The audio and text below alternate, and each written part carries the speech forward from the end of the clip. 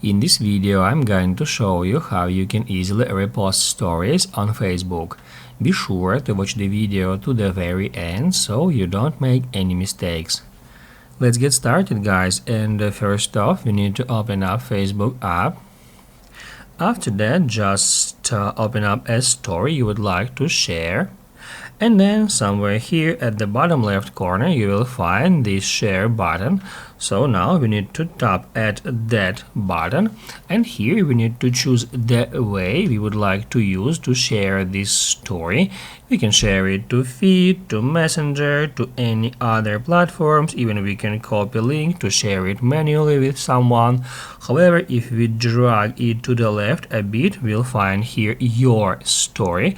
Now I'm gonna tap right here, and then as you can see, we are taken to the kind of a story editor where we can edit that story. We can use any of these tools such as stickers, text, music, and all others.